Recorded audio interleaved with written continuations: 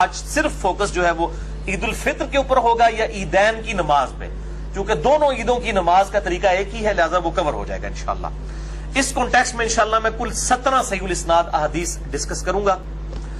انس بن مالک کہتے ہیں کہ جب ہم لوگ ہجرت کر کے مدینہ آئے، نبی صلی اللہ علیہ وآلہ وسلم جب مدینہ شریف تشریف لائے ہمارے پاس، تو اہل مدینہ 2 دنوں کو جن میں وہ کھیل کود کیا کرتے تھے خوشی کے طور پر منایا کرتے تھے۔ آپ صلی اللہ علیہ وآلہ وسلم نے جب ان سے پوچھا کہ یہ 2 دن تم کیوں خوشی کرتے ہو، تو انہوں نے کہا کہ ہم زمانہ جاہلیت میں یعنی اسلام کے آنے سے پہلے بھی ان 2 دنوں میں خوشی منایا کرتے تھے۔ تو آپ صلی اللہ علیہ وآلہ وسلم نے فرمایا اللہ تعالیٰ نے تمہیں جاہلیت کے ان 2 ایام کے بدلے میں خوشی کے 2 دن عطا فرما دیے ہیں۔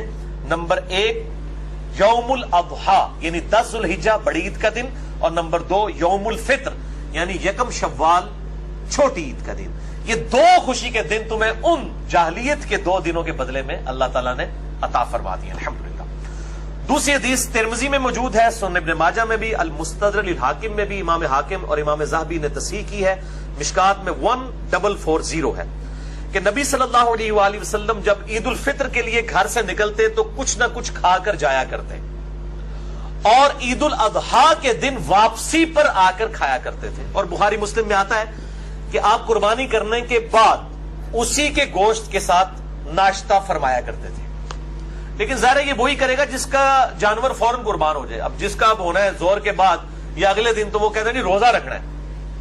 یہ میں نے مسئلہ نمبر 52 میں بتایا تھا، روزہ کو نہیں رکھنا ہوتا، مثلا ایک مستحب کام ہے، وہ کر لے ثواب، کوئی نہ کرے تو کوئی گناہ والا معاملہ نہیں ہے۔ اسی کانٹیکسٹ میں صحیح بخاری میں ایک اور حدیث ہے، مشکات میں 1433 کہ نبی صلی اللہ علیہ وآلہ وسلم عید الفطر کے دن طاق عدد میں کھجوریں جو ہے وہ کھا کر جایا کرتے تھے، تناول فرما کر۔ یعنی چھوٹی عید کے لیے جانا ہے تو کچھ کھا کر، اور کھا کے کیا جانا ہے، طاق تعداد میں کھجوریں۔ اب طاق میں صرف 3 سے نہیں طاق شروع ہوتا، 1 بھی کھا سکتے ہیں، وہ طاق میں شمار ہوگا، 1 3 5 7 جتنے بھی ہو سکتے ہیں۔ باہر کھجوریں تھوڑی ہو گئے جی طاق ہے، طاق 3 تو نہیں شروع ہوتا، طاق 1 تو شروع ہوتا ہے۔ بخاری مسلم کی حدیث ہے اللہ وطر ہے اور وطر سے محبت فرماتا ہے، یعنی اللہ طاق ہے، وطر عربی میں کہتے ہیں طاق کو، آٹ انگلش میں ہم کہتے ہیں۔ اللہ خود بھی طاق ہے نا، 1 ہے، تو وطر سے محبت فرماتا ہے۔ تیسری حدیث بھی صحیح بخاری سے ہے، مشکات میں 1434 کہ نبی صلی اللہ علیہ وآلہ وسلم عید والے دن راستہ تبدیل فرما کر جایا کرتے تھے۔ اور میں الحمدللہ مجھے جب سے میں نے ہوش سنبھالی ہے، میں اس چیز کا پرٹیکولرلی اہتمام کرتا ہوں، عید والے دن راستہ بدلنے کا۔ اسی کانٹیکسٹ میں ایک اور حدیث ہے، ترمذی میں، سنن ابن ماجہ میں، المستدرک للحاکم میں، امام حاکم اور امام ذہبی دونوں نے تصحیح کی ہے اس کی، مشکات میں 1447 ہے کہ نبی صلی اللہ علیہ وآلہ وسلم جب نماز عید کے لیے تشریف لے جاتے عیدگاہ کی طرف، تو جس راستے سے جایا کرتے واپسی پر اس راستے سے واپس نہیں آتے تھے، کسی دوسرے راستے سے واپس آیا کرتے تھے۔ اچھا بعض لوگ کہتے ہیں نہیں ہمارے گھر سے راستہ ہی ایک جاتا ہے، بھائی چاہے ایک راستہ بھی جاتا ہو، آپ واپسی پہ جب نکلے تو کسی دوسری طرف سے ہو کر پھر اسی راستے سے واپس آ جائیں تو دوسرا راستہ شمار ہو جائے گا۔ آپ دیکھیں اگر کریٹیکلی تو ہر گھر کو 2 راستے ہی جا رہے ہوتے ہیں نا کسی فارم کے اندر۔ آگے جا کے ظاہر ہے کہ دروازے کا گیٹ تو ایک ہی ہوگا نا، لیکن باہر نکلنے کے بعد تو 2 راستے خود سے اپنی عقل سے بنائے جا سکتے ہیں، سنت پوری کی جا سکتی ہے۔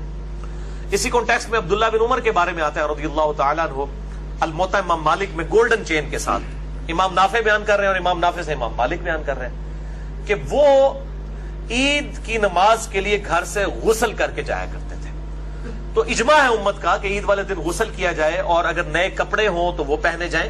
اور یہ نئے کپڑے پہننا کوئی سنت موقعہ نہیں ہے کہ ضروری نئے کپڑے پہننے۔ میں اکثر کے عیدوں کے اوپر میں عید کپڑے نہیں سلواتا ہوں اور پرانے کپڑے دھو کے پہن لیتا ہوں۔ یہ تو ضروری نہیں کہ ضروری نئے کپڑے ہی پہننے ہیں۔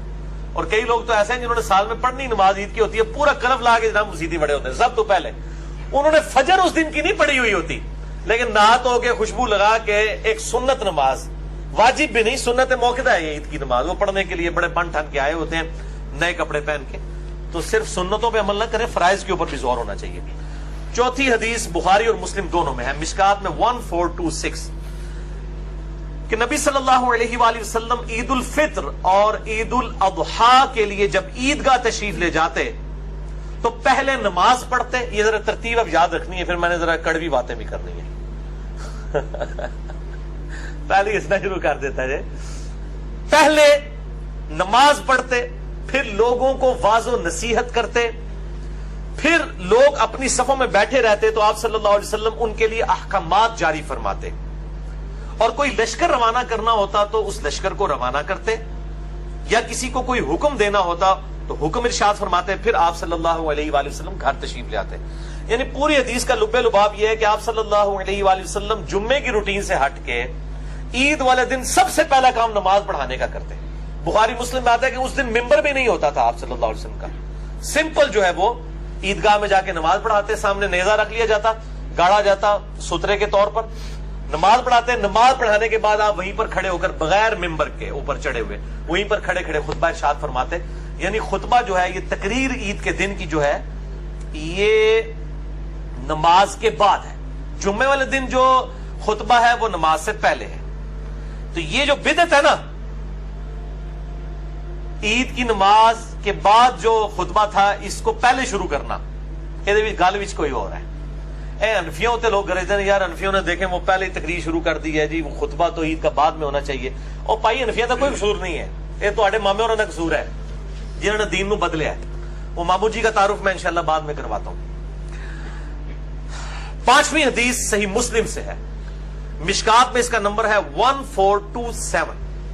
سیدنا جابر بن سمرہ کہتے ہیں کہ میں نے نبی صلی اللہ علیہ وآلہ وسلم کے ساتھ عیدین کی نمازیں کئی بار پڑھی ہیں, عید الفطر بھی اور عید الاضحیٰ بھی, اور ان نمازوں میں نہ اذان ہوتی تھی نہ اقامت ہوتی تھی.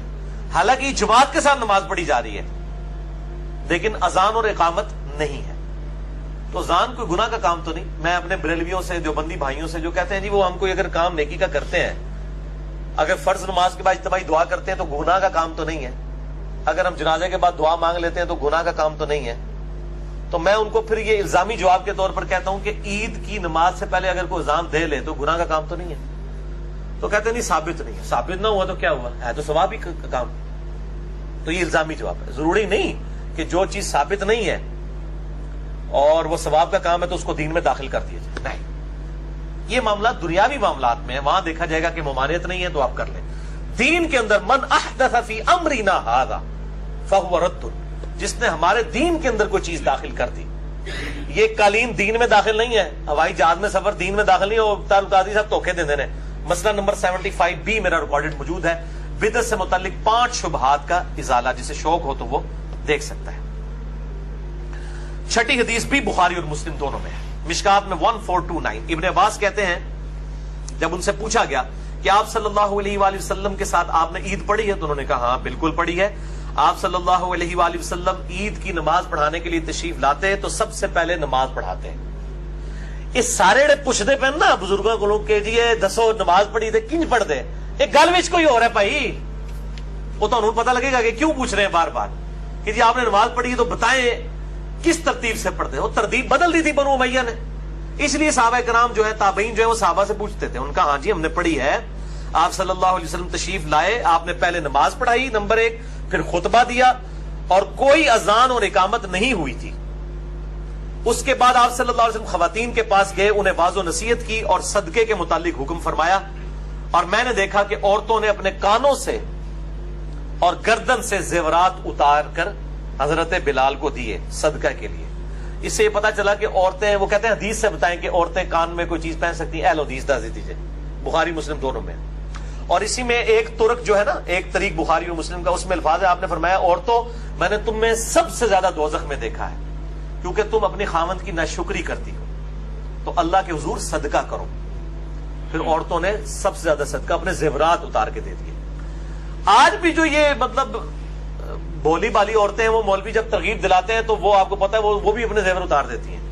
نبی صلی اللہ علیہ وسلم کی مثالیں دی جاتی ہیں, وہ تو زیور اتروایا جاتا تھا تو کہیں لگتا تھا.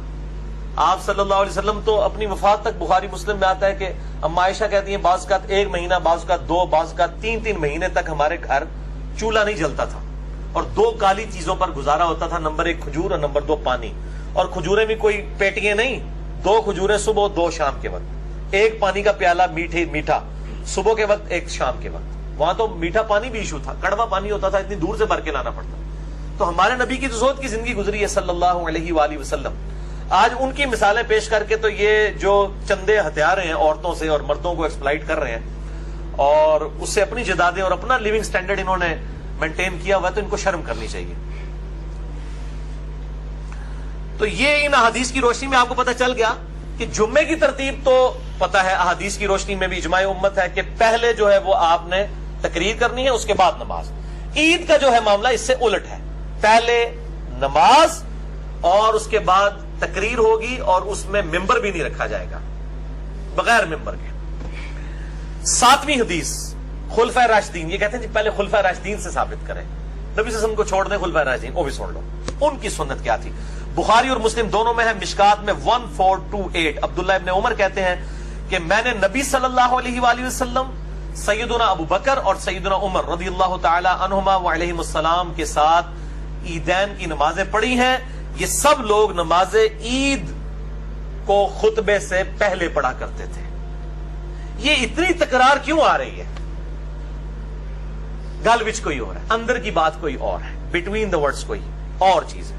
پھر اسی حدیث کا ایک طریق آتا ہے اسی سے ملتا جلتا، بخاری اور مسلم دونوں میں، صحیح بخاری میں 5573، صحیح مسلم میں 5098 اور الموطا امام مالک میں ڈیٹیل کے ساتھ ہے. یہ ابو عبید تابعی کہتے ہیں کہ میں نے سیدنا عمر کے ساتھ عید کی نماز پڑھی، انہوں نے پہلے نماز پڑھائی اور پھر خطبہ دیا اور فرمایا کہ نبی صلی اللہ علیہ وآلہ وسلم نے عید الفطر اور عید الاضحیٰ کے دن روزہ رکھنے سے منع فرمایا اور فرمایا کہ یہ خوشی کے دن ہے.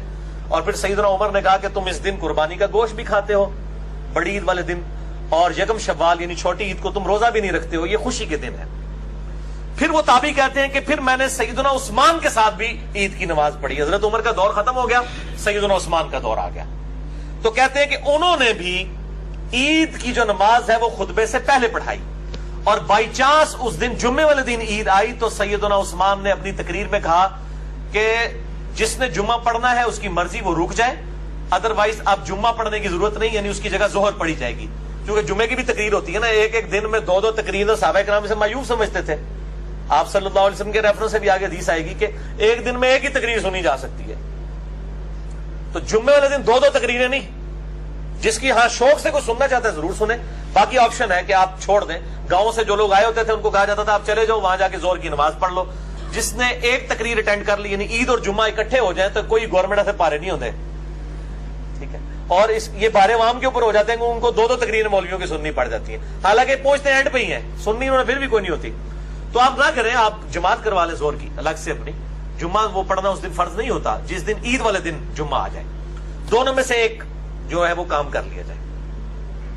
اچھا، تو سیدنا عثمان نے کہا کہ جس نے اب عید پڑھ لی اس کی مرضی جمعے کے لیے رکے ورنہ چلا جائے، اور آپ نے نماز کے بعد خطبہ دیا. پھر ابو عبید تابعی کہتے ہیں کہ پھر سیدنا علی کا دور آ گیا، اس اعتبار سے کہ جب سیدنا عثمان کو محصور کر دیا باغیوں نے. اس حدیث میں الفاظ ہے کہ حضرت عثمان خلیفہ راشد ہی تھے لیکن باغیوں نے ان کو گھر میں محصور کر دیا، تو سیدنا علی ابن ابی طالب نے ہمیں نماز عید پڑھائی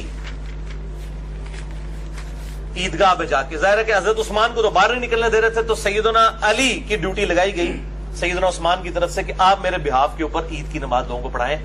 تو سیدنا علی نے بھی عید کی نماز پہلے پڑھائی اور خطبہ اس کے بعد دیا. یہ کیوں اتنی تکرار ہو رہی ہے؟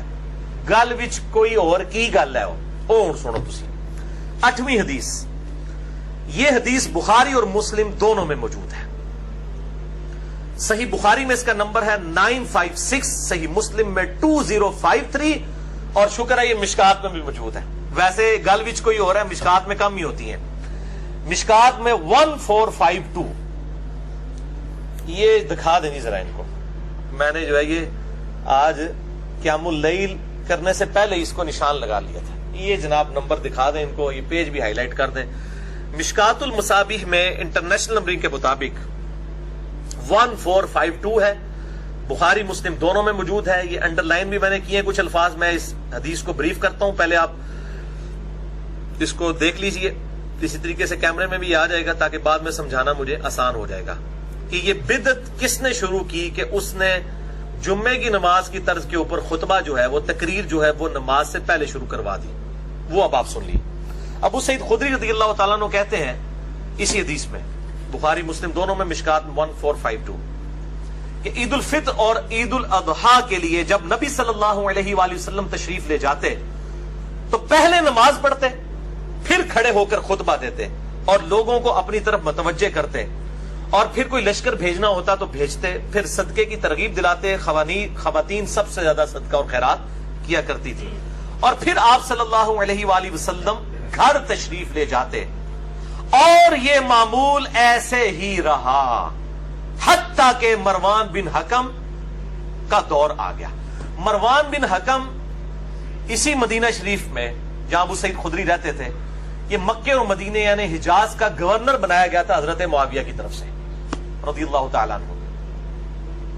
وہ کہتے ہیں جب مروان گورنر بنا، ان کا جب زمانہ آ گیا تو ابو سعید خدری کہتے ہیں ظاہر ہے کہ وہ حاکم وقت نہیں، گورنر وقت نہیں نماز پڑھانی ہوتی تھی، وہ کہتے ہیں کہ مروان کی کمر پر ہاتھ رکھ کر میں نماز عید کے لیے آیا، یعنی بوڑھے ہو چکے تھے ابو سعید خدری، اور یہ 74 ہجری میں فوت ہوئے ہیں، حضور کے بعد 63 سال تک زندہ رہے ہیں ابو سعید خدری، اور کثرت سے جو 7 صحابہ احادیث روایت کرنے والے ہیں ان میں ابو سعید خدری بھی شامل ہے۔ کہتے ہیں میں بوڑھا ہو چکا تھا، میں مروان بن حکم کی کمر پر ہاتھ رکھ کر نماز عید کے لیے روانہ ہوا، حتیٰ کہ ہم عیدگاہ پہنچے تو کہتے ہیں میں نے دیکھا کہ کثیر ابن الصلت نے گارے اور اینٹوں کا ممبر تیار کر رکھا ہے۔ پہلی بدعت، ممبر تیار کیا، اصل میں انہوں نے کتے دے مول نہیں سی کوئی پوچھتا، مولا علی تے گالا نہیں کٹتے سن ممبر ہوتے، تو ان کے پاس یہی ایک موقع آتا تھا، جیسے آپ اعتکاف بیٹھتے ہیں تو آپ ویسے تو علماء کی تقریریں نہیں سنتے، اعتکاف میں آپ علماء کے قابو آئے ہوتے ہیں تو وہ آپ کو فجر کے بعد بھی درس، زور کے بعد بھی درس، عصر کے بعد بھی درس، تو وہ آپ جی مصیبت میں ڈال دیتے ہیں۔ پھر رات کو قیام میں کوئی اور کھڑا ہو نہ ہو، لیکن اعتکاف والوں سے سارے ایکسپیکٹ کر رہے ہوتے ہیں کہ انہوں نے رات کھلونا چاہیے، یہ یعنی لوہے دے بڑے ہوئے نے دیہڑی درس دیں رات انہوں نے قیام کھلا دیں رہے، اس طریقے سے ان کو تو کوئی پوچھتا ہی نہیں تھا، تو انہوں نے اسپیشل ان کے لیے تو بڑا ایک عید کا دن اس اعتبار ہوتا ہے چلو ان لوگ زبردستی ساڑی گالتے سنیں گے، لیکن مسئلہ کیا تھا کہ عید کی جو تقریر ہے وہ نماز کے بعد ہوتی ہے، لوگ نماز پڑھ کے کھسک جاتے تھے، جس طرح ابھی بھی لوگ چلے جاتے ہیں، ظاہر ہے کہ وہ تقریر سننا کوئی واجب تو نہیں ہے نا، اور یہ تقریروں کے اندر کہتے تھے علی پر لعنت، علی سے محبت کرنے والوں پہ لعنت، ابن زبیر پہ لعنت، ابن زبیر سے محبت کرنے والوں پر لعنت، نعوذ باللہ من ذالک۔ یہ بنو امیہ کے لوگ، ان کی تقریر کسی موئے سننی سی کسی نے، تو انہوں نے کیا پائی یہ کام کر رہے ہیں کہ تقریر انہیں بعد ہی نہیں سننی، اسی پہلے ہی کر لینا ہے تقریر، تو انہوں نے یہ سنت ہی بدل دی کہ عید کی نماز کے بعد والی تقریر کو پہلے لے آئی۔ جو میں اتنی حدیثیں بخاری مسلم سے پہلے بتا رہا ہوں کہ صحابہ ترتیب بتا رہے ہیں، پہلے تقریر ہوتی تھی اور جو ہے وہ بعد میں نماز ہوتی تھی، اور پہلے نماز ہوتی تھی اور بعد میں تقریر کیوں یہ شروع ہو گئی، وہ کیا یہ اصل مسئلہ ہے۔ یہ حدیث بخاری مسلم کی آگے چلتی ہے، مروان کی کمر پر ہاتھ رکھ کر میں عیدگاہ پہنچا تو میرے سے پہلے ہی کثیر ابن سلط نے گارے اور اینٹوں کا ممبر تیار کر رکھا تھا، مروان مجھے اپنا ہاتھ کھینچ کھینچ کر ممبر کی طرف لے کے جا رہا تھا۔ ابو سعید خدری کو، یہ بوڑھے ہو چکے تھے، یہ بیچارے سہارے سے آئے مروان کے، اور مروان بھی بزرگوں کو ساتھ لے کے آیا کہ لوگ کہیں کہ جناب یعنی کہ یہ بھی ساڑھے نال لیں، لیکن آج بھی وہ لوگ بزرگ لوگوں کو مہمان خصوصی بنا دیتے ہیں نا تاکہ ان کی جو چیزیں پیچھے چھپ جائیں، اسی لیے تو حضرت حسین کے اوپر تلوار رکھی جا رہی تھی کہ آپ بیعت کریں، کہ میں حسین نے بیعت کر لی باقی کوئی نہ بھی کرے خیر ہے، لیکن حسین بھی ڈٹا رہا، انہوں پتا سی کہ میں بیعت کر لی تو آل امیہ اور آل عباس کی بدماش جو ملوکیت ہے یہ دین کا حصہ بن جائے گی۔ سیدنا حسین کا سٹیٹس باقی صحابہ والا ہے ہی نہیں تھا، وہ کمپرومائز کر لیتے بیڑا غرق ہو جاتا، باقی سارے صحابہ کا بیعت کرنا کوئی معنی نہیں رکھتا تھا جب تک سیدنا حسین بیعت نہ کرے آن دا بہاف آف پروفٹ، وہ نبی صلی اللہ علیہ وسلم کی اولاد میں سے تھے، اہل بیت میں سے تھے۔ تو یہاں پہ بھی ابو سعید خدری کہتے ہیں وہ مجھے کھینچ رہا تھا ممبر کی طرف، اب وہ بیچارے بوڑھے ہو چکے ہوئے تھے، وہ بیچارے پہلے ہی سارے کے ساتھ آئے ہیں اور وہ اب ان کو پکڑ پکڑ کے گھسیٹ رہے ہیں، اور کہتے ہیں کہ میں مروان کو جو ہے مسلح کی طرف کھینچ رہا تھا۔ اندازہ کریں، یعنی یہ آل امیہ ورسز صحابہ کرام، ایک کہتے ہیں نہیں یہ صحابہ دے گستاخ نے، وہ صحابہ دے گستاخ ہے ہی آل امیہ۔ ابو سعید خدری اس کو گھسیٹنے لگے کہ تو پہلے نماز پڑھا، تو وہ پھر آگے سے کہنے لگا ابو سعید، اللہ اکبر، یہ ہے جرت، وہ کہتا ہے قد ترک ما تعلم، ابو سعید تجھے پتا ہے کہ وہ اگلی سنتیں جو ہیں یہ ختم ہو چکی ہیں، استغفر اللہ لعنت اللہ علی الکاذبین، جو نبی صلی اللہ علیہ وسلم کے طریقے کو کہ یہ ختم ہو چکا ہے اور وہ اپنی بدعت جاری کرتے ہیں۔ یہ نواقض اسلام نہیں ہے، یہ کتابیں جناب لکھ لکھ کے محمد عبد الوہاب صاحب کی بانٹتے ہیں. نواقض اسلام جی کن چیزوں سے انسان اسلام سے باہر ہو جاتا ہے؟ 10 نواقض اسلام. بھائی جی نواقض اسلام کا پہلوا فتوا جو ہے نا وہ مروان بن حکم کے اوپر لگتا ہے، جس نے نبی صلی اللہ علیہ وآلہ وسلم کی سنت کے بارے میں ابو سعید خدری صحابی کو کہا کہ تجھے نہیں پتا یہ طریقے ختم ہو چکے ہیں. اچھا اب وہ صحابی خاموش نہیں ہوئے ہیں ابو سعید خدری، انہوں نے کہا ہرگز نہیں، اس ذات کی قسم جس کے قبضہ قدرت میں میری جان ہے، یعنی میں بوڑھا ہو چکا ہوں، مجھے پتا تھی مروا چڑھ دو بندے نو، میری جان اس کے اللہ کے قبضے میں ہے، مجھے اس اللہ کی قسم کہ اے مروان تو خیر و بھلائی پر نہیں ہے. یہ بات آپ رضی اللہ تعالیٰ عنہ 3 بار آپ نے ریپیٹ کی اور غصے سے ممبر سے دور چلے گئے، یعنی ممبر تک پھر اس کے ساتھ نہیں گئے کہ تو نے جو بدعت کرنی ہے اکیلے کر، منو میں مانے خصوصی بنا کے نہ کر. اور وہ اتنے بوڑھے ہو کر بھی وہ سہارا سے لے کے آئے ہوئے تھے، لیکن انہوں نے پھر وہ سہارا بھی نہیں لیا کہ میری وجہ سے کہیں انڈورس نہ ہو جائے آل امیہ کہ جی ابو سعید خدری بھی تو ساتھ کھڑے ہیں تو وہ بھی تو صحابی ہے نا. تو انہوں نے انڈورس کر دیا کہ مروان کا عمل یہ صحیح ہے، اور یہ مروان بھی خود نہیں ہے، یہ حضرت معاویہ کا گورنر ہے حجاز کا. آپ اندازہ کریں، بولے اعوذ باللہ تعالی. تو یہ آج کل مطلب فتاوا کمیٹی علماء عرب کی اور نواقض اسلام اور یہ سب کچھ سعودی عرب والے نکال رہے ہیں، یہ نواقض اسلام میں مروان بن حکم کو بھی ڈالے نا، پھر پتہ چلے گا. یہ میرے بھائیو حدیث جو میں نے بیان کی بخاری مسلم دونوں سے، بخاری میں 956، مسلم 2053، مشکات میں 1452. ہمارے ریسرچ پیپر جو میرا علمی ایٹم بم ہے اس پہ یہ 52 نمبر پہ ہے، اور میں نے الحمدللہ ناسبیوں اور رافضیوں کی موت تیار کی ہے علمی طور پہ. دکھاؤ جی فرحان صاحب انہوں نے مڑ مڑ کے دکھاؤ، انہوں نے راتی خواب بھی نظر آئے اے پمفلٹ. واقعہ کربلا کا حقیقی پس منظر، یہ خیالی پس منظر نہیں صلاح الدین یوسف یہ کفایت اللہ سنابلی کا جعلی پس منظر، یہ خیالی پلاؤ نہیں، یہ حقیقی پس منظر. 72 صحیح الاسناد حدیث کی روشنی میں اہل سنت کی مین سٹریم کی کتابوں سے اکثر حدیث بخاری اور مسلم سے ہے. کل 200 روایتیں میں نے اس کے اندر جمع کی ہیں، اور الحمدللہ یہ انٹرنیشنل پمفلٹ ہے. سب سے پہلے عربی میں لکھا، یہ مولویوں کا عربی والا اعزا بھی میں نے نکالا ہے. اس کے بعد اس کا اردو ترجمہ ہوا، اور یہ ہزاروں کی تعداد میں ہم فری بانٹتے ہیں، اور واٹس ایپ کے ذریعے تو لاکھوں لوگوں تک یہ الحمدللہ پہنچ چکا ہے. انٹرنیشنل ہے، عربی میں بھی ہے، اردو میں بھی ہے، ہندی میں بھی ہے اور انگلش میں بھی. 4 زبانوں کے اندر یہ ریسرچ پیپر ہے، اور اس میں میں نے بنو امیہ کے پورے کرتوت کھولے ہیں کہ کس طریقے سے ان لوگوں نے دین کو بدلا. اور میرے کئی لیکچرز بھی ہیں، اور ایک پرٹیکولر اسی کے اوپر سورہ مریم میں ایک آیت آتی ہے کہ انبیاء کے جانے کے بعد ناخلف لوگ ان کے جانشین ہوئے، انہوں نے دین کو بدلا. وہ ساری حدیث میں نے مسئلہ نمبر 116D 116-D مسئلہ میں نے ایک لیکچر ریکارڈ کرایا، اس کا نام ہی ہے بنو امیہ نبی صلی اللہ علیہ وسلم کے ناخلف جانشین ثابت ہوئے. اس میں بھی میں نے یہ حدیث بیان کی ہے. باقی اس ریسرچ پیپر میں تو بہت کچھ ہے. باقی مسئلہ نمبر 101 بھی دیکھ سکتے ہیں، 102 بھی دیکھ سکتے ہیں، اور میرا ایکسکلوسیو کوسچن آنسر سیشن 5 گھنٹے کا وہ دیکھ کل ہی سارا دے پاری ہے. مسئلہ نمبر 157A اور 157B، اور اب ماشاءاللہ 175A 175B وہ 6.5 گھنٹے کا آ چکا ہے الحمدللہ. جو پچھلے پوری رمضان کی رات ہم نے جاگ کے اور ساری کے بعد بھی 2.5 گھنٹے تک جاگ کے وہ ریکارڈ کروایا الحمدللہ. نویں حدیث بھی صحیح بخاری سے ہے، مشکات میں 772. سیدنا ابن عمر کا بیان ہے کہ نبی صلی اللہ علیہ وآلہ وسلم جب عیدگاہ کی طرف تشریف لے جاتے تو ایک صحابی چھوٹا سا نیزہ آگے اٹھا کر چلتے، اور عیدگاہ میں وہ گاڑا جاتا، اس کو سترہ بنا کر آپ صلی اللہ علیہ وآلہ وسلم ہمیں نماز پڑھایا کرتے. تو عیدگاہ میں سترہ آگے گاڑا جائے گا. سترے کے اوپر میں نے مسئلہ number 110A B C D کے اندر علیحدہ سے میرا کلپ چڑھا ہوا ہے. یہ سترہ واجب نہیں ہوتا، لیکن افضل ہے کہ سترہ سامنے ہونا چاہیے. اچھا، بعض اب جو لوگ ہیں عیدگاہ کے حوالے سے بڑی سختی کرتے ہیں، خصوصاً اہل حدیث میں بھی، سارے نہیں ہیں کچھ، وہ کہتے ہیں جی عید کی نماز جو ہے نا یہ صرف عیدگاہ میں پڑھ سکتے ہیں، مسجد میں عید کی نماز نہیں ہو سکتی. یہ بات پارشلی تو درست ہے کہ عیدگاہ میں ہی نماز ہونی چاہیے، یہی افضل ہے، لیکن یہ کہنا کہ صرف عیدگاہ میں نماز ہوگی ایسا نہیں ہے. نماز مسجد میں بھی ہو جائے گی. افضلیت اور غیر افضلیت کا چکر ہے، اور اس کے اوپر ایمفسائز کرنا اور جان بوجھ کے لوگوں کو ٹانٹ کرنا. خصوصاً ہمارے پاکستان کے اندر بھی ایک خاص اسکول آف تھاٹ ہے اہل حدیث کا بھی، ایک سمجھ لیں اسی میں، کہ جو اس حوالے سے سختی کرتا ہے. باقی جو عام اہل حدیث ہیں وہ الحمدللہ مسجدوں میں ہی نماز پڑھاتے ہیں، اور باقی دیوبند بریلوی بھی شیعہ بھی کوئی ایسا جھگڑا نہیں کرتے. تو میں ان کے لیے ایک حدیث یہاں پہ ضمناً بیان کر دوں. السنن الکبری امام بیہقی کی کتاب میں جلد 3 صفحہ 310 پہ انٹرنیشنل نمبر کے مطابق 6052 مکتبۃ الشاملہ کے مطابق سیدنا عمر نے خطبہ دیا لوگوں کو.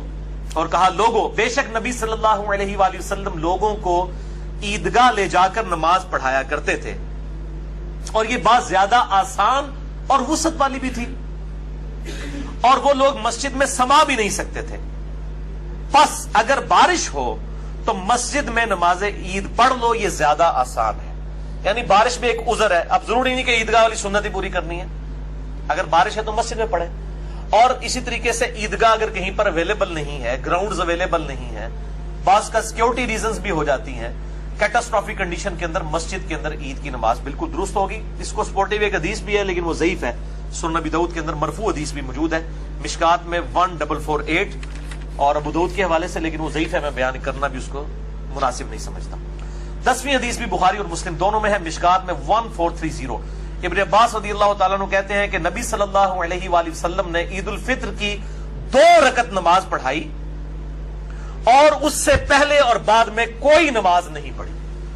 یعنی نماز عید سے پہلے 2 رکعت تحیۃ الوضو یا تحیۃ المسجد نہیں پڑھ سکتے، عید کی نماز کا پروٹوکول ہے۔ عید سے پہلے بھی کوئی نماز نہیں پڑھ سکتے، بعد بھی کوئی نماز، اس دن اشراق کی نماز بھی نہ پڑھے، چاش بھی نہ پڑھے، وہ نماز عید خود بخود ایکویلنٹ بن گئی اس کی۔ جیسا کہ رمضان سے کنزیکٹو پہلے شعبان کے آخری دنوں میں روزہ رکھنا منع ہے تاکہ رمضان کا پروٹوکول رہے، عید کا پروٹوکول یہ ہے کہ عید والے دن اس اشراق کے ٹائم کے اندر آپ جو ہے وہ کوئی اور نماز نہیں پڑھیں گے سوائے عید کی نماز کے۔ اچھا، اور یہ عید کی نماز کے ٹائم کے اوپر بھی اجماع ہے کہ یہ زوال آفتاب سے پہلے پہلے رہے گا۔ جو مکروہ وقت شروع ہوتا ہے اس کے بعد زوال آفتاب یعنی ابتدائی ظہر ہو جاتی ہے، اس سے پہلے پہلے آپ نے عید کی نماز کو پڑھ لینا، نہیں اشراق اور چاش کے وقت کے اندر عید کی نماز پڑھنا سنت ہے۔ 11ویں حدیث جامع ترمذی سنن ابن ماجہ میں ہے، صحیح سند کے ساتھ سنن ابی داؤد کے اندر ہے 1151، مشکات میں 1441 ہے، مشکات والی سند ضعیف ہے لیکن اس کے فٹ پہ شیخ زبیر صاحب نے ابو داؤد 1151 کا حوالہ دیا ہے کہ نبی صلی اللہ علیہ وسلم نے نماز عیدین میں پہلی رکعت میں قرات کرنے سے پہلے 7 تکبیرات اور دوسری میں قرات سے پہلے 5 تکبیرات کہیں۔ یہ 6 تکبیرات کوئی ثابت نہیں، یہ 12 تکبیرات ہیں۔ 12 ہم تو 6 کے اوپر بھی خوش ہیں، چلو کسی بہانے رفع الیدین کرتے تو ہر سال بعد نہ، انہیں پیچھے پڑھ بھی لیا کرو۔ بعض لوگ پوچھتے ہیں انفیوں کے پیچھے پڑھ لیں اور کوئی آپشن نہیں، پڑھ لیا کرو جناب۔ اور وہ جو 6 کر رہے ہیں نا، 6 دفعہ چلو رفع الیدین کرتے ہیں، کم از کم وہ خود شرم تو محسوس کریں گے جو کہتے ہیں جی بت رکھ کے آتے تھے اس لیے رفع الیدین ہوتا تھا۔ اب ان بے شرموں کو پتا چلے گا عید والے دن تم نے بھی بت رکھے ہوئے ہیں، ٹھیک ہے۔ اور دوسری طرف سلفی ضد میں آئے ہوئے ہیں، وہ کہتے ہیں جی عید کا جو رفع الیدین ہے یہ نہ بھی کرو خیر ہے، انہوں نے کہا تسی کرتے ہو تو پوچھ لیتے ہیں۔ ہاں شیخ البانی کا فتویٰ ہے، وہ کہتے ہیں جی عید اور جنازے کی تکبیرات کے ساتھ رفع الیدین کوئی نہیں۔ اور یہاں بھی ایک مولانا صاحب عید سے پہلے کہہ رہے تھے آج کوئی نہ بھی کرے خیر ہے، کیوں بلکہ ان کا بس چلے نا یہ عید والا رفع الیدین ختم کرا دیں، کہ چونکہ انفی کر رہے ہیں اس لیے ختم کرو۔ انہوں نے کیوں کیتا ہے، ٹھیک ہے نا۔ تو بھائی عید کا رفع الیدین ہو، نماز وطر کا رفع الیدین ہو، ہم تو سجدہ تلاوت سے پہلے بھی رفع الیدین کے قائل ہیں۔ میں وہ حدیث بھی بتا دیتا ہوں، سنن ابی داؤد کے اندر موجود ہے، مسند احمد میں بھی موجود ہے، سنن ابی داؤد میں 722۔ ابن عمر کہتے ہیں کہ نبی صلی اللہ علیہ وآلہ وسلم ہر اس تکبیر کے ساتھ رفع الیدین کرتے تھے جو وہ رکوع سے پہلے کیا کرتے تھے۔ اور امام بیہقی نے اس سے رزلٹ نکالا ہے اہل سنت کے ائمہ میں سے کہ رکوع سے پہلے جتنی بھی تکبیرات آئیں گی ان میں رفع الیدین ہوگا، کیونکہ ابن عمر کہہ رہے ہیں رکوع سے پہلے جتنی تکبیرات ہوتی تھی، چاہے نماز شروع کرتے وقت تکبیر ہے وہ بھی رکوع سے پہلے ہے، اسی طریقے سے جنازے میں تو رکوع ہوتا ہی نہیں ہے، وہ خود بخود قیام کی حالت میں تکبیرات ہیں، اسی طریقے سے نماز وطر وہ رکوع سے پہلے ہی آپ نے کرنا ہوتا ہے، مسئلہ نمبر 130 میرا دیکھ لیں، رکوع کے بعد تو بدعت ہے اگر کوئی دعائے قنوت پڑھتا ہے رکوع کے بعد قنوت وطر والی، جو قنوت نازلہ ہے وہ سنت ہے، مسئلہ نمبر 130 میں نے بتایا، اس میں بھی آپ رفع الیدین اللہ اکبر کہہ کے دوبارہ ہاتھ باندھ کے دعائے قنوت پڑھیں۔ اسی طریقے سے سجدہ تلاوت کے بارے میں میرا مسئلہ نمبر 119 میں نے یہ بات بتائی تھی، اور مسئلہ 70B تو رفع الیدین پہ ایکسکلوسیو ہے میرا 2.5 گھنٹے کا، اس میں نے یہ بات بتائی تھی کہ سجدہ تلاوت سے پہلے بھی آپ اللہ اکبر کہہ کے رفع الیدین کریں گے اور پھر آپ ڈائریکٹ سجدے میں جائیں گے تراویح کی نماز میں، تو ہر وہ تکبیر جو رکوع سے پہلے ہوگی وہ رفع الیدین کے ساتھ ہوگی، یہ ابن عمر کا قول ہے، سنن ابی داؤد 722، مسند احمد کے اندر بھی موجود ہے۔ لہذا الحمدللہ ہم یہ تمام چیزوں پہ رفع الیدین کے قائل ہیں، اور یہ تو ہر رفع الیدین کے اوپر ہر انگلی کے اوپر نیکیاں ملتی ہیں، سنن طبرانی کے اندر موجود ہے ہر انگلی کے اوپر 10 نیکیاں ہیں جو رفع الیدین کرتا ہے۔ تو ہم بھائی قنوت وطر والا بھی کرتے ہیں, ہم کوئی سلفیوں والی ضد نہیں رکھتے کہ جی وطر میں کوئی نہیں ہے, اور وہاں پہ وہ دیکھیں ضد میں آ گئے تھے وطر والا کوئی نہیں, چونکہ وہ انفی کر رہے ہیں. انفیوں کو بھی شرم نہیں آتی ہے. پچھلی دفعہ گفتگو کنکلوڈ ہوئی تھی سیدنا ابراہیم خلیل اللہ علیہ الصلوۃ والسلام کے حوالے سے کہ اللہ تعالیٰ نے انہیں حکم دیا کہ وہ بیت اللہ شریف کی دوبارہ سے تعمیر کریں, جو اللہ تعالیٰ نے بنیادیں ان کے لیے واضح کر دی تھی. اس کے بعد بیت اللہ شریف کو اور اس سے جو ریلیٹڈ ملحقہ علاقہ ہے مطاف کا, جہاں طواف ہوتا ہے, اس کو صاف ستھرا رکھیں طواف کرنے والوں کے لیے, نماز پڑھنے والوں کے لیے, اور وہاں پر رکنے والوں کے لیے. اور پھر حکم ہوا کہ آپ اعلان کریں اور اللہ تعالیٰ آپ کی آواز پہنچا دے گا مرزانہ طور پر, یا پھر حالات و واقعات ایسے فیوریبل کرے گا کہ آپ دیکھیں گے کہ لوگ دور دراز سے حج کے لیے بیت اللہ شریف کا سفر اختیار کریں گے, پیدل بھی اور دبلی پتلی اونٹنیوں پر بھی, یعنی اتنی دور سے آئیں گے کہ وہ اونٹنیاں سفر کے دوران پتلی ہو جائیں گی. وہی گفتگو اب آگے چل رہی ہے. اعوذ باللہ من الشیطان الرجیم, بسم اللہ الرحمن الرحیم. لیشہدوا منافع لہم, تاکہ جو لوگ حج کے لیے آئیں وہ اپنا جو دینی اور دنیاوی فائدہ ہے اس کے لیے وہاں پر حاضر ہوں. لوگ کاروبار بھی کرتے تھے, ایون آج تک ایسا ہوتا ہے کہ کئی لوگ حج کے لیے وہاں آتے ہیں, بدو لوگ بھی اور قریبی ملکوں سے جو اپنی چیزیں بیچنے کے لیے وہاں لے آتے ہیں, ان کو اجازت دی گئی ہے کہ وہ بقیہ کے دنوں میں اپنی تجارت کا معاملہ بھی ساتھ لے کے چل سکتے ہیں. کئی جانور بیچنے والے آئے ہوتے ہیں, ظاہر ہے ان کا تو کاروبار ہے اتنا بڑے لیول کا, لاکھوں بھیڑیں اور بکریاں قربان ہوتی ہیں ہر سال حج کے موقع پر, تو ان کا بھی کاروبار وابستہ ہے. وَيَذْكُرُ اسْمَ اللَّهِ فِي أَيَّامٍ مَّعْلُومَاتٍ, اور جو لوگ وہاں پر آئیں وہ ذکر کریں اللہ تعالیٰ کا مقررہ دنوں میں. اب یہ جو ایام معلومات ہیں اس کے بارے میں مختلف اقوال ملتے ہیں. صحیح بخاری میں موجود ہے, حضرت عبداللہ ابن عباس رضی اللہ تعالیٰ عنہما کہتے ہیں کہ اس سے مراد ذوالحجہ کے پہلے 10 دن ہیں. بعض کے نزدیک اس سے مراد ایام تشریق ہیں, یعنی عید کا دن 10 ذوالحجہ اور اس کے ساتھ مزید 3 دن اور بعض کے نزدیک ایام النہر ہیں, یعنی جو قربانی کے دن ہیں, 10 ذوالحجہ کا دن اور اس کے ساتھ مزید 2 دن اور 11 اور 12 ذوالحجہ.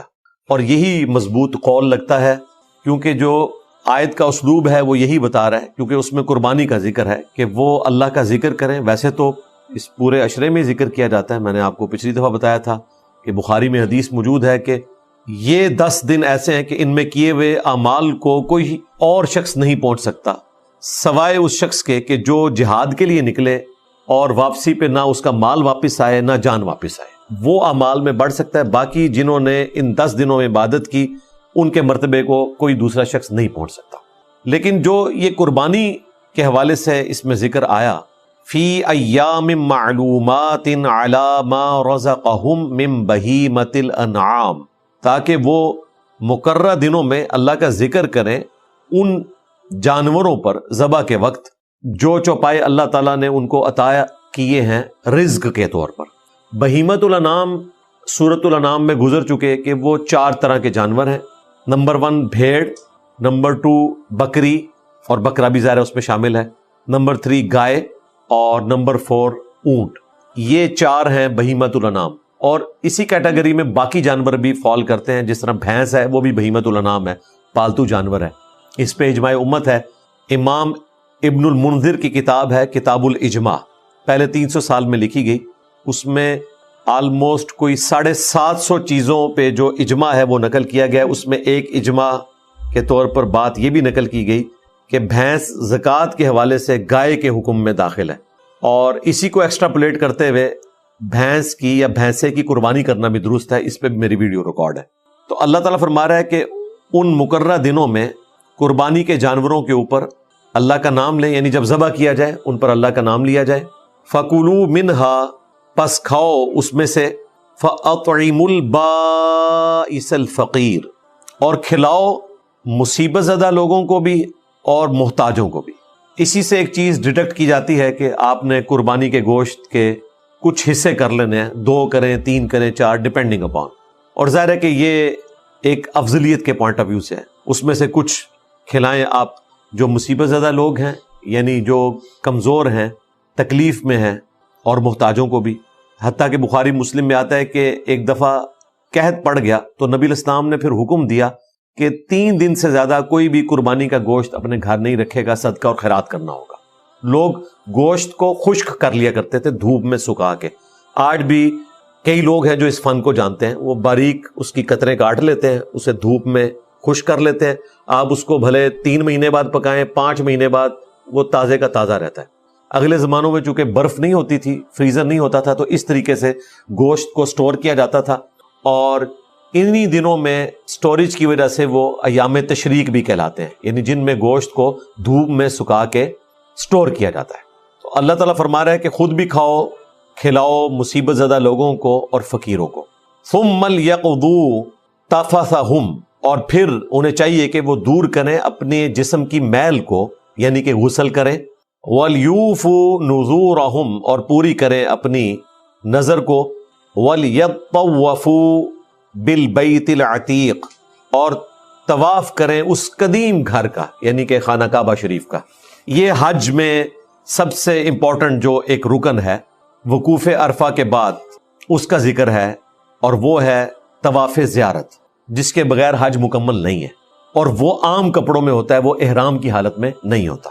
ترتیب اس کی یہ ہے کہ جو بھی حاجی ہیں, حج قیران کرنے والے ہوں یا حج تمتع کرنے والے ہوں, جنہوں نے عمرہ بھی ساتھ شامل کرنا ہوتا ہے. قیران میں بھی عمرہ ہے لیکن اس کے بعد احرام نہیں کھولا جاتا, لیکن تمتع میں دوبارہ سے احرام باندھا جاتا ہے حج کے لیے لاتا. 8 ذوالحجہ کو منا میں ان کا پہنچنا ضروری ہے. ظہر کی نماز منا کے میدان میں ادا کی جاتی ہے, اور اگلے دن آپ نے فجر کی نماز پڑھ کر منا سے روانہ ہونا ہوتا ہے عرفات کے لیے. آلموسٹ کوئی 6-7 کلومیٹر ہے وہاں سے. اب تو ٹرین کا سلسلہ بھی ہے, بسوں میں بھی جاتے ہیں, پیدل راستہ بھی بنا ہوا ہے. دونوں طرف پانی کے لیے انہوں نے کولرز بھی لگائے ہوئے ہیں. اب تو پنکھے بھی لگ گئے ہیں تاکہ گرمیوں میں آسانی ہو ٹریول کرنے میں.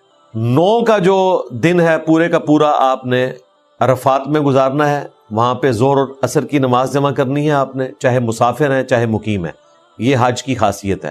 جمعے کا دن ہو تب بھی آپ نے ظہر اور عصر ہی پڑھنی ہے. نبی علیہ السلام کے مبارک زمانے میں بھی صحیح بخاری میں آتا ہے کہ جمعے کے دن یوم عرفہ آیا تھا تو آپ نے ظہر اور عصر کی نماز پڑھی تھی, اور قصر بھی پڑھیں گے اسے 2 فرض. یہ بھی وہاں پہ حنفیوں نے تماشا لگایا ہوتا ہے. ایک تو وہ الگ الگ پڑھتے ہیں, اس کے بعد پھر وہ 2 نہیں پڑھتے 4 پڑھتے ہیں, اور پھر وہ سعودی حکومت سے ریکویسٹ کرتے ہیں کہ آپ جو امام ہیں اس کو وہاں پہ کسی طریقے سے مقیم کروا دیں, وہ تو مسافر ہے, تاکہ وہ بھی پوری نماز پڑھے اور ہمارا بھی خیال رکھے. اور پتہ نہیں کیا تماشا لگایا ہوا ہے, اور یہ صرف حنفیوں کا مسئلہ ہے, باقی کسی کا مسئلہ نہیں ہے. مغرب کی نماز کا جب وقت ہوتا ہے تو خوب اندھیرا ہونے کا انتظار کیا جاتا ہے, یعنی آپ کہہ لیں کہ غروب آفتاب کے بعد بھی آلموسٹ کوئی آدھے گھنٹے کا انتظار کیا جاتا ہے. اس کے بعد مغرب کی نماز پڑھے بغیر لوگ مزدلفہ کی طرف آ جاتے ہیں. اب مزدلفہ اور منا آلموسٹ مل چکے ہیں, کیونکہ اتنی زیادہ تعداد ہے حاجیوں کی کہ منا کو ایکسٹینڈ کر دیا انہوں نے مزدلفہ تک. ادروائز پہلے یہ عرفات اور منا کے درمیان آتا تھا. درمیان سے مراد ایگزیکٹلی درمیان نہیں, یعنی منا کے قریب قریب. مزدلفہ کے اندر آپ نے جا کے مغرب اور عشاء کی نماز پڑھنی ہے. اب مغرب اور عشاء کی نماز وہاں آلموسٹ فجر کے قریب لوگ پہنچتے ہیں, گاڑیوں میں آئے تو. پیدل والے جو ہیں وہ آلموسٹ عشاء کے 1-1.5 گھنٹے بعد تک پہنچ جاتے ہیں, لیکن گاڑیوں میں چونکہ بڑی سلو ٹریفک چلتی ہے, اب ٹرین کی وجہ سے آسانی ہو گئی ہے. پر آپ نے فجر سے پہلے پہلے وہاں پہنچنا ہے, مغرب اور عشاء اکٹھی پڑھنی ہے, اور ظاہر ہے یہ ایک حج کی خصوصیت بھی ہے. اور پھر آپ نے اوپن آسمان کے نیچے رات گزارنی ہے, اور وہ ایک بڑی سہانی رات ہوتی ہے اس حوالے سے کہ انسان بالکل اکیلا اپنے رب کے ساتھ تعلق قائم کرتا ہے, اور سب لوگ اس طریقے سے اس ریگستان والی زمین میں اپنی اپنی چادریں بچھا کے بیٹھے رہتے ہیں اور فجر کا انتظار کرتے ہیں. پھر فجر کی نماز پڑھنے کے بعد سورج کے بلند ہونے کا انتظار کیا جاتا ہے, یعنی کہ اشراق کا وقت داخل ہو جائے, اور وہ صبح جو ہے وہ 10 ذوالحجہ کی ہوتی ہے, یعنی کہ عید کا دن. لیکن حاجیوں کے لیے عید کی نماز نہیں ہے. عید کی نماز غیر حاجیوں نے پڑھنی ہوتی ہے, کیونکہ حاجیوں کے لیے تو اپنی ایکٹیویٹی ہے 10 ذوالحجہ کو. تو 10 ذوالحجہ کے دن جب سورج بلند ہوتا ہے تو پھر مزدلفہ سے نکلتے ہیں اور منا کی طرف روانہ ہوتے ہیں کنکریاں مارنے کے لیے. اور جو پہلے دن آپ نے کنکریاں مارنی ہے وہ بڑے شیطان کو, جو بولا جاتا ہے بڑا شیطان, جو کعبہ شریف کے قریب ہے اور منا سے دور ہے.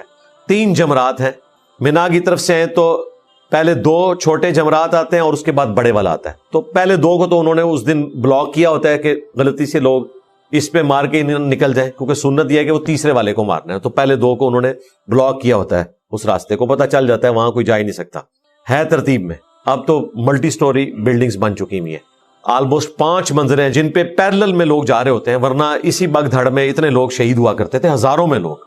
तो आखिरी जो जमरा है बड़े वाला, जिसे बड़ा शैतान कहते हैं, जो काबा शरीफ के करीब है, उनके आपस में भी थोड़ा सा फासला है, आपको इकट्ठे ही ऑलमोस्ट दूर से नजर आ रहे होते हैं। उसको आपने 7 कंकरियां मारनी है और वो कंकरियां आपने पहले से ही कलेक्ट कर ली होती हैं मुजदलिफा से। वहां जाके आप कंकरियां मारते हैं, भले मिना से ले लें, असल मकसद कंकरियां मारना है। तो वो 7 कंकरियां मारी जाती हैं जहां पे लोग जूतियां भी फेंक रहे होते हैं और पता नहीं क्या, वो तो एक सिंबल के तौर पर है। उसके बाद आपने कुर्बानी करनी है। खुद कुर्बानी करने चले जाएं तो फिर तो आपका प्रोग्राम वही हो जाएगा जो हो जाएगा। उसके लिए फिर यह होता है कि टेलीफोन के ऊपर जिन डीलर्स के थ्रू आप गए होते हैं वो पहले ही सेटिंग हुई होती है कि मैं कंकरियां मारने के बाद फोन करूंगा, उसके बाद आपने मेरा जानवर कुर्बान कर देना है और फिर मुझे बता भी देना है। उसमें अमूमन लोग भेड़ बकरी ही देते हैं, गाय ऊंट वाला चक्कर बहुत कम होता है। अदरवाइज उसमें तो 7 हिस्से हो सकते हैं। सही मुस्लिम में है कि हज के मौका पर ऊंट में भी 7 हिस्से ही होंगे, क्योंकि नबी इस्लाम ने सुलह हुदैबिया के मौका पर ऊंट में 7 हिस्सों का हुक्म फरमाया था। वैसे कुर्बानी के जानवर में ऊंट में 10 हिस्से हो सकते हैं, लेकिन इस केस में 7 ही होंगे। लेकिन वहां पर सारे भेड़ बकरियां देते हैं। पहले तो वो गोश्त ज़ाया कर देते थे, अब चूंकि हमारे पास बोइंग जहाज एयरबस मौजूद हैं तो वो गरीब मुल्कों को भिजवा देते हैं। ज़ाहिर लाखों भेड़ें ज़बा होती हैं, वो इतना गोश्त क्या करें, वहां तो गरीब लोग नहीं हैं। और अपना गोश्त आपको हासिल करना पड़ जाए तो फिर तो आप बाकी हज कर बैठे। तो वहां पे लोग फोन करते हैं, वो जानवर ज़बा करते हैं, 15-20 मिनट बाद आप फोन करते हैं, वो कंफर्म कर देते हैं कि हाँ जी जानवर ज़बा हो गया। और इस दौरान आप पैदल सफर करते रहते हैं। बेहतर यही है कि आप जमरात को कंकरियां मारने के बाद पैदल ही काबा शरीफ आए। जैसे ही आपको कंफर्म हो जाए तो अब आप अपने बाल मुंडवा सकते हैं या कसर करवा सकते हैं और एहराम की पाबंदियों से आजाद हो सकते हैं। सर मुंडवाएंगे, एहराम की पाबंदियों से आजाद होंगे, तसल्ली से अपने होटल के कमरे में जाएंगे, गुस्ल करेंगे, जो यहां पर जिक्र आया कि अपने जिस्म का मैल दूर करो, और उसके बाद फिर उस कदीम घर का तवाफ करना है आपने। वो तवाफ ज़ियारत होता है, वो आप नॉर्मल कपड़ों में आके करते हैं और ज़ाहिर है वो लिमिटेड टाइम है, आपने अगले 2 दिनों के अंदर अंदर तवाफ कर लेना है। ज़्यादातर लोगों की कोशिश होती है कि पहले दिन ही कर लें, अगर रह जाए तो आप उससे अगले दिन, उससे अगले दिन कर सकते हैं। और हज तमत्तो के केस में आपने ज़ाहिर है सही भी करनी है, वो भी सिंपल कपड़ों में। और उसमें इतना रश होता है कि हज के दिनों में फिर